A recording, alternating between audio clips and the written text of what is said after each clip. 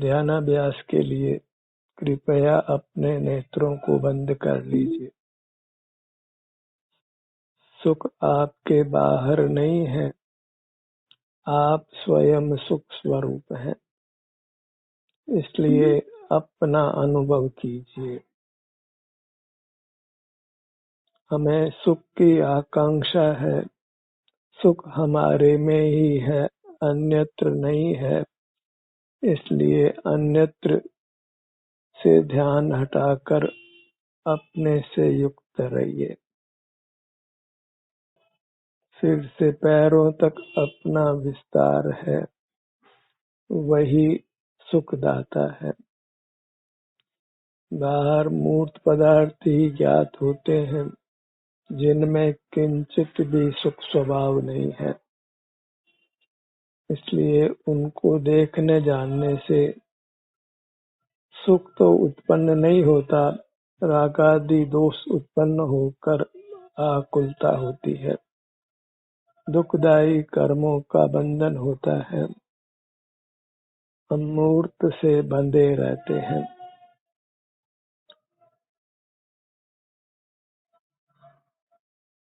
जहाँ मूर्त का बंधन है, वहाँ नाना दुख है। भीतर भी मूर्त और बाहर भी मूर्त, इस प्रकार हम मूर्त से चारों ओर से घिरे हुए हैं। इसी बीच में रहकर हमको इनसे मुक्त होना है। उसके लिए हमें अपनी अमूर्त काया की ही शरण है। उससे युक्त होकर ही हम मूर्त से अपने आप को मुक्त कर सकते हैं। मूर्त दुनिया में भले ही रहे, यदि हम उसको अपने उपयोग का विषय नहीं बनाते, उसको देखते जानते नहीं, तो उसके साथ हमारा बंधन टूट जाता है। जैसे कोई व्यक्ति बहरा हो, तो बाहर में कितनी आवाज हो, उससे वह प्रभावित नहीं होता है। अंधा हो तो बाहर में कितने ही चक्षुगम्य सामग्री हो, वह व्यक्ति उससे प्रभावित नहीं होता है। जिसके पास घ्राण इंद्रिय नहीं है, बाहर में कितने ही दुर्गंध सुगंध हो, वह उससे प्रभावित नहीं होता है। हम प्रभावित होते हैं इंद्रिय ज्ञान के कारण। यदि हम इंद्रिय ज्ञान नहीं करें, मूर्त पदार्थों को देखे जाने नहीं, तो मूर्त से प्रभावित नहीं होंगे। संसार नाम मूर्त से प्रभावित होने का है, और मोक्ष नाम मूर्त से अप्रभावी होना है। तो मुक्त होना हमारे ही अधीन है, इंद्रियों के रहते हुए ही इंद्रियातीत रहना। कोई कहे कि हमको सहज ही मूर्त पदार्थों का जानना होता है, तो उनको यह जानना चाहिए कि स्वानुभव में मूर्त पदार्थों का सहज जानना रुक जाता है। आप जब अंतर्दृष्टि कर अपनी मूर्त से युक्त होते हैं, अपने स्वाभाविक सुख को भोगते हैं, उस क्षण मूर्त पदार्थ ज्ञात नहीं होते हैं। आप इंद्रिय जयी हो जाते हैं, जिनेंद्र हो जाते हैं, फिर मोह कर्म का उदय भी नहीं होता, तो आप मोह की सेना को भी जीत लेते हैं। मोह की सेना शेष कर्म है। इस प्रकार सभी कर्मों पर आप विजयी होते हैं, प्रगट परमात्मा हो जाते हैं। तो इंद्रियों की पराधीनता से, इंद्रियों के बंधन से हमें अपने को मुक्त करना है। पांव से मस्तक तक हमारी अमूर्त काया में प्रगट ही मूर्त धातुओं से रचित शरीर मिला हुआ है। इंद्रियां मिली हुई है, मन भी है, मस्तिष्क भी है, मूर्त अंगोपांग है। इन सब के बीच में रहकर भी हमको अंतर्दृष्टि कर अपने अमूर्त शरीर का एहसास संवेदन करना है, और इस पुरुषार्थ के फल में यह मूर्त का बंधन मिट जाने वाला है। आयु पूरी कर हमको निर्वाण होना है, परमात्म पद मिलना है, और वह परमात्म पद अनंत काल के लिए मिलना है। जैसे किसी धातु को शुद्ध कर लिया जाता है तो वह फिर शुद्ध बनी रहती है। हम भी एक चैतन्य धातु हैं, और ध्यान रूपी अग्नि से तपकर हम मूर्त से पृथक होते हैं, और हमारा शुद्ध सुखद रूप प्रकट हो जाता है। सुख होना हमारा दिव्य रूप है, उसको हमने पा लेना है। बाहर के पदार्थों में सुख नहीं है तो उनसे दृष्टि हटा लेना है। इंद्रिय ज्ञान का निरोध करना है और स्वानुभव करना है, अंतर्दृष्टि करना है और बहिर्मुखता को छोड़ना है। इतने मात्र से ही मोक्ष मिलता है। यहाँ कोई शब्दों का काम नहीं है, अंकों का काम नहीं है, कोई मूर्त पदार्थों का ज्ञान भी नहीं है। ज्ञान की प्रवृत्ति मूर्त पदार्थों के प्रति होती है, शब्दों अंकों के प्रति होती है, और अनुभव में इनका कोई काम नहीं है। अनुभव केवल आनंद रूप है, तो अनुभव में केवल अपने सुख स्वभाव का भोग है। कोई राग आदि जनित आकुलता नहीं है, कर्मों का बंधन मिटता है। मूर्त शरीर से भी हम मुक्त होते हैं, परमात्मा दशा को पाते हैं। इस मूल्यवान मनुष्य भाव को पाकर हमने परमात्मा होना है। इंद्रिय ज्ञान से अपने को मुक्त कर आनंद भोगना है। मूर्त पदार्थों को देखने जानने में ही हमारा मूर्त के साथ बंधन होता है। राग आदि जनित आकुलता होती है। राग को दुख रूप पहचानिए, द्वेष को दुख रूप पहचानिए। समग्र कषाय नो कषाय सब आकुलता रूप है। और हम जब अपने से युक्त होते हैं तो कोई भी राग द्वेष का परिणाम नहीं होता, मोह का परिणाम नहीं होता, केवल निर्विकल्प शांति का भोग होता है, परमानंद का भोग होता है, और शीघ्र ही मूर्त के बंधन से मुक्त होकर हमेशा स्वाधीन आनंद रूप हो जाना है। अपनी दृष्टि को अपनी मूर्त पर फैलाइए, निर्विकल्प शांति को भोगिए। इसी का नाम परमात्म दर्शन है। इस मूर्त शरीर में ही हमारे परमात्मा का निवास है, जो आनंद दाता है।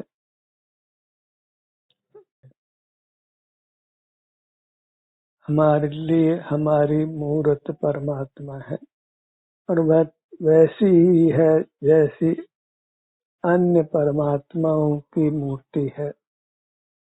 कुछ भी अंतर नहीं है। अंतर्दृष्टि से ही अपने स्वरूप को पहचानिए। बहिर्दृष्टि में ही दूसरा हमसे अधिक महान लगता है, दूसरे की थाली में घी ज्यादा लगता है, जबकि दोनों थालियों में समान घी है। तो दूसरे की ओर नहीं देखें तो फिर दूसरे के पास अधिक है ऐसा विकल्प उत्पन्न नहीं होता है। दूसरा हमसे श्रेष्ठ है ऐसा विकल्प उत्पन्न नहीं होता है। पामरता का बोध नहीं होता है, केवल परम शांति का भोग होता है, जो हमारा स्वरूप है। आनंदम ब्रह्मणो रूपम। ब्रह्म नाम हमारा है।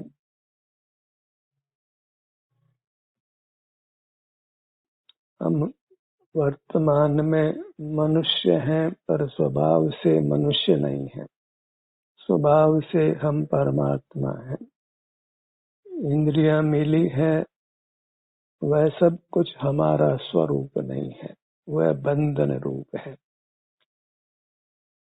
इन इंद्रियों के मोह जाल में नहीं आना है। इनको उपयोग में नहीं लेना ही हमारे हित में है। इनके उपयोग से बचने का एक ही उपाय है कि हम नेत्र बंद कर अपने ध्यान को अपने विस्तार प्रमाण रखें, अपने सिर से पैरों तक रखें और होने वाली वीतरागता शांति को भोगें। यहाँ कोई विकल्प नहीं है, कोई कसाय जनित दुख नहीं है। स्वानुभूति में ही वीतरागता है, सुख का भोग है। हम चूंकि सुख स्वभावी हैं, इसलिए अपने अनुभव में सुख का अनुभव होता है। तो अपना ही अनुभव करते रहिए, सुखी रहिए, स्वस्थ रहिए। बहिर्मुख रहकर रागी द्वेषी आकुल व्याकुल अस्वस्थ नहीं रहना है। रोगों से ग्रसित नहीं होना है। अपने से युक्त होकर अपने सन्मुख रहकर अत्यंत निरोग रहना है। फिर रोग आपके पास कोई भी रह नहीं सकता है। सर्वांग में उत्तम स्वास्थ्य, उत्तम सुख का ही भोग होता है। परमात्मा जैसा परिणाम हमारे में उत्पन्न होता है, बस बाहर देखना बंद करिए। बाहर देखना ही कुशील परिणाम है। पांचों इंद्रियों से होने वाला ज्ञान वह कुशील परिणाम है। विष कुंभ है, हमको जीते जी ही मारता है, हमारे सुख का घात करता है। कहने को तो शारीरिक वेदना को दुख रूप कहा जाता है, पर उसका जनक है हमारा बाहर देखना। कोई कैंसर को बुरा कहता है, कोई डायबिटीज को, कोई ब्रेन हेमरेज को, कोई ट्यूमर को, पर इनके जनक को कोई जानता नहीं है। उसका जनक है इंद्रियों को उपयोग में लेना।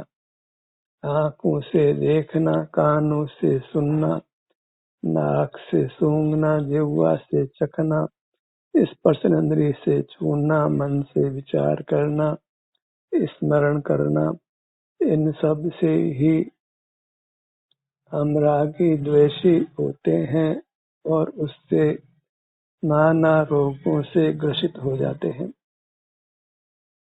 ये सब कुछ हमारा स्वरूप नहीं है।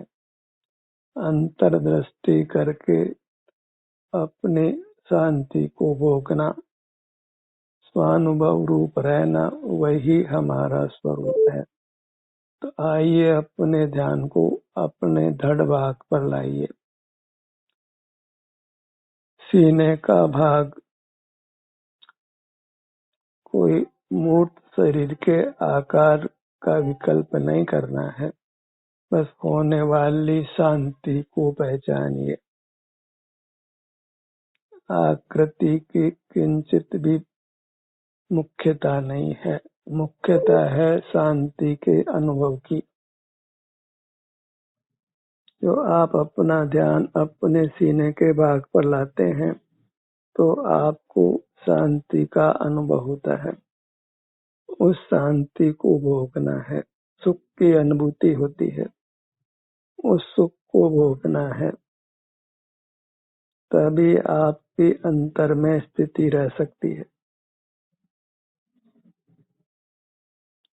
अपने ध्यान को अपने मध्य भाग में, उदर भाग में लाइए।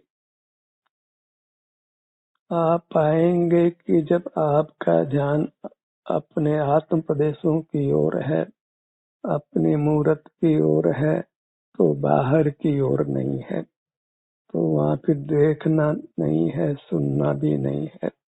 सूंघना, चखना, छूना, विचार करना, स्मरण करना, राग आदि होना, ये सब कुछ नहीं है। ये सब अपनी अंतर्दृष्टि में समाप्त हो जाते हैं। सारा संसार ही मानो अस्त हो जाता है, मिट जाता है। सब दुखों का खात्मा होता है।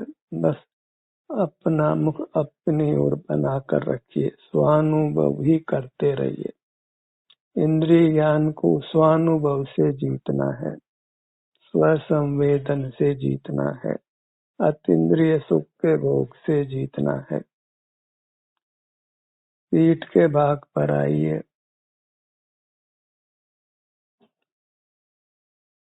ठहरिए तो आप कितने निराकुल हो रहे हैं, राग द्वेष रहित हो रहे हैं, विकल्पों से मुक्त हो रहे हैं।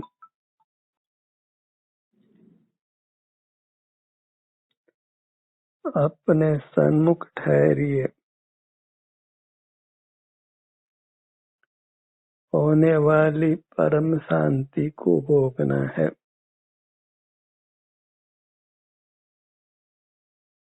अपना निज विस्तार ही सुख स्वभावी है, सुखद है। सुख कहीं अन्यत्र नहीं है। इसलिए अपने विस्तार से ही युक्त रहिए, वीतराग रहिए। जहाँ बहिर्मुखता है वहाँ रागादि जनित आकुलता है, स्वास्थ्य की हानि है, नाना दुखों का भोग है। अपने ध्यान को अपनी दाहिनी भुजा पर लाइए। अपने किसी भाग पर आइए। आप वीतराग होते हैं, आपको अद्भुत शांति का अनुभव होता है, आपका स्वास्थ्य अच्छा होता है, जीवन में रस घुलता है। दाहिनी हथेली जैसे मिश्री का हर भाग मीठा है, ऐसे अपने चिन्ह मूर्त का हर भाग सुखद है, आनंददाता है। अपने छोटे से छोटा भाग भी आनंददाता है। परमात्मा का अंश होने से परमात्मा है। अपने मूर्त परमात्म स्वरूप है। तीनों काल इसका अनुभव करना, इसके सन्मुख रहना, इसका संवेदन करना, यह वास्तविक देव दर्शन है, जो मुक्ति का सोपान है। जिसने भी यह देव दर्शन किया है वह परमात्मा हो गया है। हमको भी यही देव दर्शन कर अब परमात्मा हो जाना है। दृष्टि बस सिर से पैरों तक यही विचरण करे, स्वानुभव रूप रहे। कुछ मूर्त पदार्थों का देखना जानना नहीं है, उसमें कुछ सार नहीं है, बस मूर्त से भीतर बाहर बंधना है। बाहर मूर्त पदार्थों का राग होता है, भीतर मूर्त कर्मों का बंधन होता है।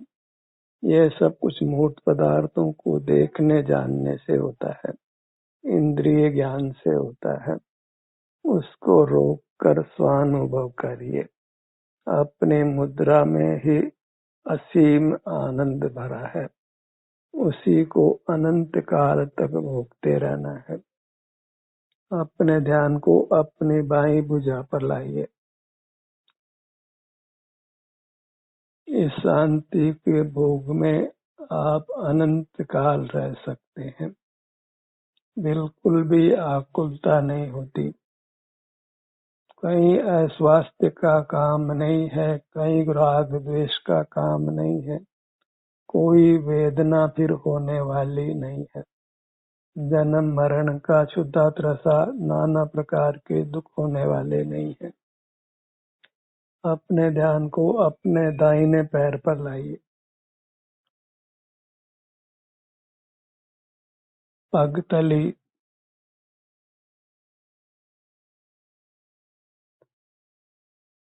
पूरा पैर का भाग,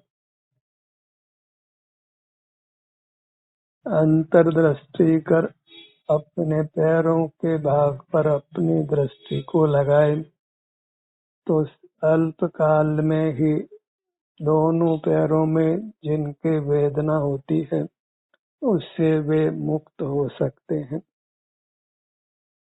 ये एक स्वाधीन मार्ग है, लेकिन इसकी खबर नहीं होने से नाना बाह्य उपाय करने पर भी जीव शरीर में वेदना को भोगते रहते हैं। स्वानुभव की अद्भुत सामर्थ्य है जिससे वेदना मिटती ही नहीं है, सर्वांग में अपूर्व आनंद का भोग होता है। कोई इंद्रिय मन जनित आकुलता दुख नहीं होता है, रागादि जनित क्लेश नहीं होता है, वीतरागता होती है। दोनों पैरों को एक साथ अनुभव में लीजिए। एक बार इस मोक्ष मार्ग पर चलकर इसका श्रद्धान कीजिए। अंतर्दृष्टि कर होने वाली शांति को भोगिए, पहचानिए। फिर सहज ही मूर्त पदार्थों की रुचि समाप्त होगी। देखने, सुनने, सूंघने, चखने, छूने, विचार करने, स्मरण करने आदि परिणामों से आप विरक्त होंगे। फिर स्वानुभव रूप रहना ही आपको अच्छा लगेगा। आप स्वस्थ रहेंगे, सुख का अनुभव करेंगे। अपने ध्यान को अपने ललाट भाग पर लाइए।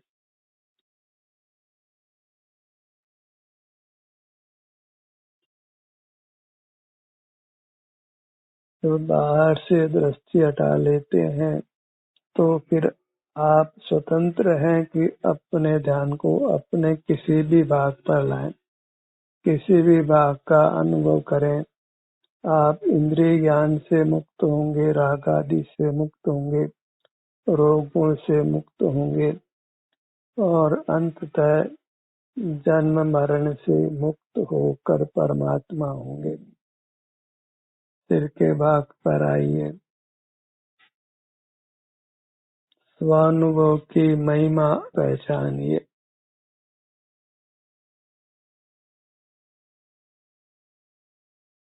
हमारा कर्तव्य यही है कि हम अपने दुखों से रक्षा करें और अपना सुख स्वभाव को प्राप्त करें जिसका हमको अधिकार है।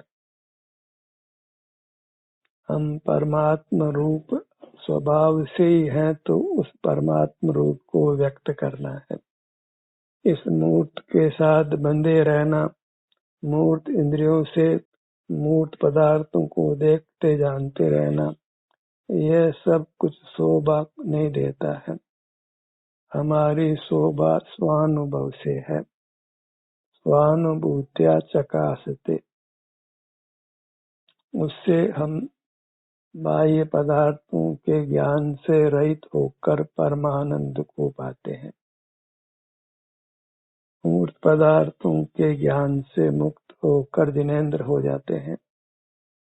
फिर अपने स्वाभाविक आनंद को अनंत काल हमने भोगना है। अपने ध्यान को अपने नेत्रों पर लाइए। कदाचित किसी भाग में वेदना का अनुभव भी हो, पर उसको मुख्य नहीं करना है, क्योंकि इसने होकर समाप्त हो जाना है। वह हमारा स्वभाव नहीं है। मुख्य करना है कि अपने सन्मुख होने से हमको रागादि जनित आकुलता नहीं होती है, कसाई उत्पन्न नहीं होती है, जिससे हम तनावग्रस्त नहीं होते, शरीर अस्वस्थ नहीं होता। और जब शरीर स्वस्थ रहता है तो हम सुख का अनुभव करते हैं। वेदना भी फिर समाप्त हो जाती है। वेदना तो बहिर्मुख रहने का फल है। जब बहिर्मुखता का श्रद्धान मिट जाता है तो वेदना भी मिट जाती है। कारण के प्रतिषेध से कार्य का प्रतिषेध हो जाता है। जब वेदना का कारण जो इंद्रिय ज्ञान है उसको ही हमने मिटा दिया तो फिर वेदना किसके बल पर होनी है। अपने ध्यान को अपने कानों के भाग पर लाइए। स्वानुभव से सुगम कार्य कोई नहीं है। आज भारी भारी भरकम काम मनुष्य करता है, जोखिम भरे काम भी करता है, वहाँ कुछ घबराता नहीं है। और ये स्वानुभव रूपी काम में जोखिम कुछ नहीं है, प्रतिपल आनंद है और बढ़ता हुआ आनंद है, बंधन मुक्ति है। तो बाहर के जोखिम भरे कामों को छोड़कर, इंद्रिय ज्ञान को छोड़कर स्वानुभव रूप रहना ही हमारे हित में है। अपने ध्यान को अपने नथनों पर लाइए। जब हम अपना मुख अपनी ओर करते हैं तो श्वासोच्छ्वास नाम कर्म भी नष्ट होता है। अभी श्वासोच्छ्वास की क्रिया मंद मंदतर मंथन होती जाती है। पवन की आवश्यकता मिटती है। पवन की आवश्यकता तभी अधिक होती है जब हम रोगी होते हैं। जब बहिर्मुख होते हैं, कषाय में प्रवृत्ते हैं, तो फिर श्वास जल्दी जल्दी आती है। वह हमारे बहिर्मुखता का ही प्रतीक है, कषाय सिक्त होने का ही प्रतीक है।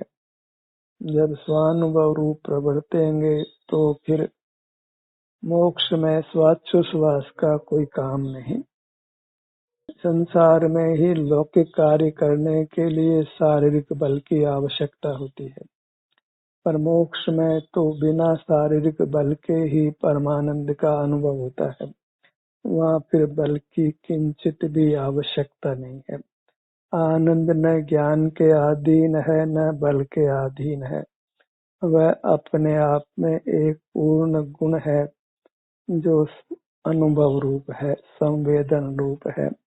वही हमारा दिव्य स्वभाव है, उसी से हमको परमात्म संज्ञा है। तो इंद्रिय ज्ञान को छोड़कर स्वानुभव में ही रात दिन प्रवृत्ति करना, वही हमारे हित में है।